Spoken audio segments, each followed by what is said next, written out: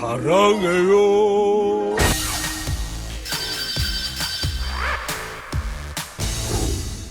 이런 표현 들어보셨어요? Before BTS, After BTS. 한국 내지는 한국인, 한국 문화에 대한 이미지가 BTS 전과 후로 갈린다. 뭐 이게 과장이 아니라는 거죠. 그 정도로 세계적 열풍을 몰아오는 BTS 하나의 사회적 현상으로까지 얘기됩니다. 지난번 웸블리 스테디움 런던에서의 공연이 아주 폭발적 화제를 불러일으킨 것 같아요. Finally having stadium tour in here.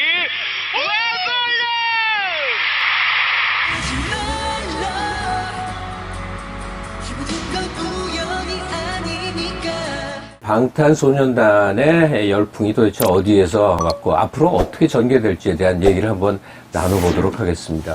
이지영 교수 모시고 심층 이야기 나눠보겠습니다. 안녕하세요. 네, 안녕하세요. 세계 평화. 네가 진짜로 원하는 게 뭐야? 네가 진짜로 원하는 게 뭐야? 그 이지영 선생님이 방탄소년단은 누구냐? 한번 간단히 정리해 보시면 어떻겠까요? 뭐 데뷔서부터 현재까지 모습을. 2013년 그 6월 13일에 데뷔를 했고요. 힙합을 표방한 아이돌로 출발을 했는데 2015년 정도부터 본격적으로 아티스트의 면모를 보이면서 점차 음악적으로 이제 성장하는 모습을 보여주기 시작을 하고요. 2015년이 제가 봤을 땐 굉장히 중요한 해라고 생각을 하는데 네.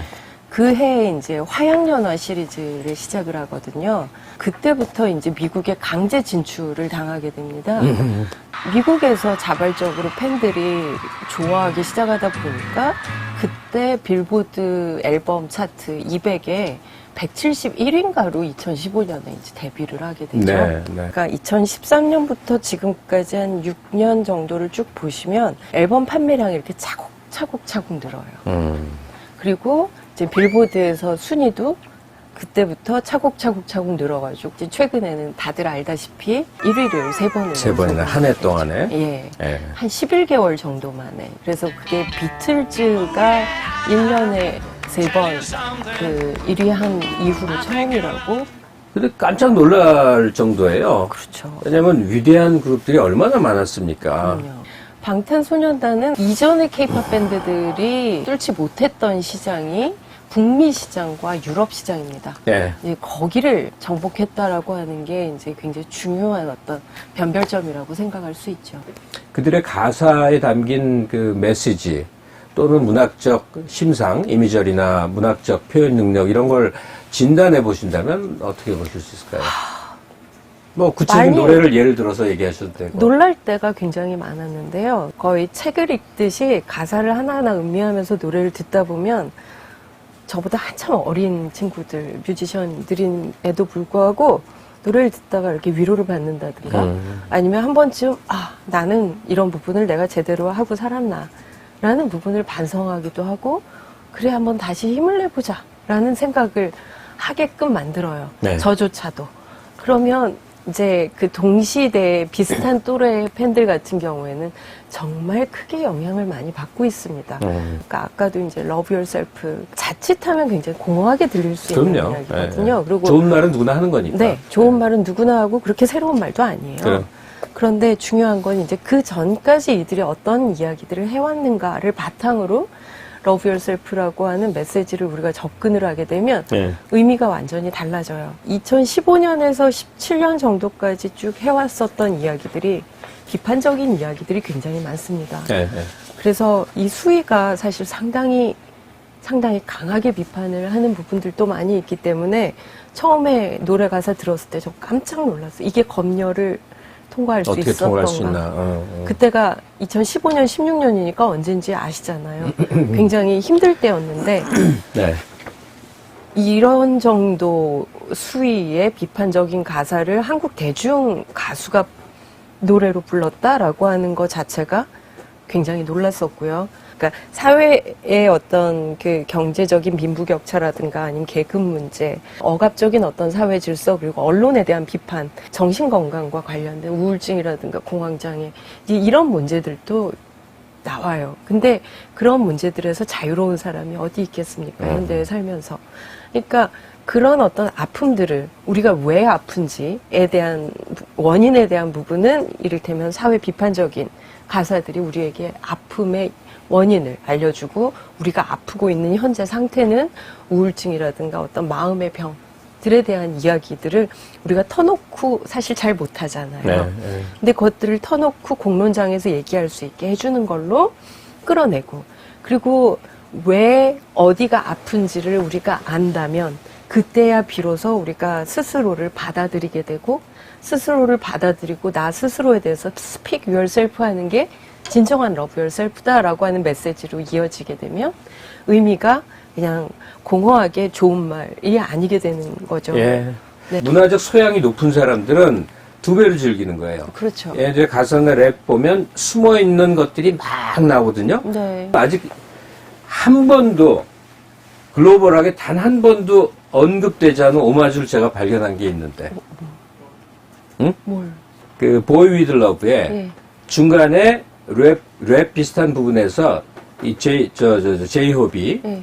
제이홉이 옆으로 딱 서갖고 세계의 평화, 거대한 질서 그러죠. 예. 이 세계의 평화가 뭘까요?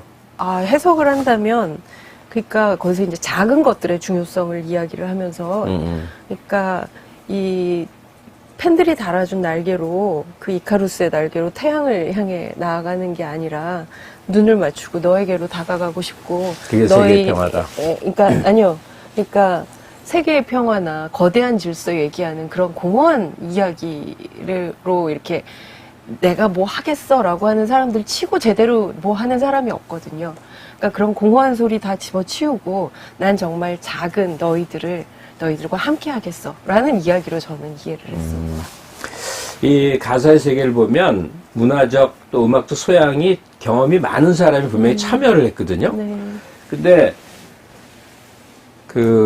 뭐 지금도 좋아합니다만 앨버트 해먼드라고 한때 굉장히 사랑받던 뮤지션이 있어요. 영국 네. 뮤지션이. 그 사람 최고 히트곡이 For the Peace of All Mankind예요. 인류의 평화. For the peace, for the peace, for the peace of all mankind라는 노래예요. 그럼 되게 웃기잖아. 인류의 평화. 한 만날 수 없는 여자를 너무너무 사랑하는데 내가 사랑한다고 표현할 방법, 언어가 없는 거예요. 그러니까 외마디 소리를 For the peace of all mankind라고 불러버린다니까. 그 느낌이 아시죠? 네, 네. 너무너무 내가 그녀를 사랑하는데 사랑이 갖고 안 돼. 언어가 없어. 그러니까 갑자기 뜬금없는 For the peace of all mankind라고 왜 계속 부르는 노래거든요. 네. 혹시 이 노래 가사에 참여한 사람이 그럴 수도 있죠. 우리가 지금 무슨 주책이죠 지금? 왜 주책인가요? 아닌가요? 네, 전 주책 아니라고 생각합니다. 네. 좋은 음악을 충분히 잘 감상할 수 있고 훌륭한 아티스트의 팬이 될 수 있으면 그건 전 자랑스러운 일이라고 생각합니다. 그렇습니다. BTS가 워낙 커버리니까 미국에도 영국에도 뭐 비틀즈는 후속 비틀즈란 건 없었던 거예요. 네. 그냥 그만큼 유명한 건 나왔지만 비틀즈만 비견될 만한 그룹은 존재하지 않습니다. 그리고 20세기적인 최고가 비틀즈죠. 새로운 시대에 비틀즈가 BTS라고 표현해도 전혀 부족하지 않은 거고요. 네. 근데 제가 야단 맞을 각오를 하고 얘기하자면 좀 BTS의 뒤를 잇고자 하는 몇몇 그룹의 모습을 보니까 솔직히 조금 부족해요. 도대체 앞으로 어떻게 되는 것이냐. 단발성으로 위대한 한 아티스트의 명멸로 끝내는 거냐. 빅히트사에서 데뷔가 있거나 아니면 이 한국계 뮤지션 전체에 있어서 그럴 이 수준과 커리어로 갈 수 있는 데뷔가 있는가. 근데 지금 같은 케이팝의 구조 내에서는 방탄소년단만큼 전 세계에 영향력을 끼칠 가수가 나오기가 쉽지가 않다고 쉽지 생각합니다. 않다. 왜냐하면 방탄소년단이 다른 가수들과 다르게 그렇게 영향력을 가질 수 있었던 거는 정말 컨텐츠에 집중을 하고 아티스트로서 무슨 얘기를 사람들에게 전할 것인가를 끊임없이 고민을 하는 아티스트들이거든요. 그냥 쟤네 괜찮네 그리고 말 가수가 아니라 정말 사람들의 마음을 완전히 사로잡기 위해서는 다른 전략이 필요하다고 생각을 해요. 방탄소년단이 뜨면서 춤, 노래 가르치는 학원들이 엄청나게 생겼다고 들었는데 글쎄, 그렇게 해서 되는 거 아닌데. 그렇게 되는 게 절대로 아니고 네, 네. 아이들이 정말 훌륭한 사람으로 자랄 수 있게 책도 읽고 생각도 하고 뉴스도 보고 세상 사람들이 어떻게 살고 있는지 이 세상이 어떻게 변하고 있는지 볼 수 있는 아티스트로 키우는 게 저는 다른 케이팝 그 기획사들한테 꼭 해주고 싶은 이야기. 그러니까 비틀즈가 아무리 위대해도 영국이란 토양이나 리버풀이란 환경을 배제를 못한다 하더라도 그냥 비틀즈는 비틀즈죠. 그들이 뛰어난 거죠.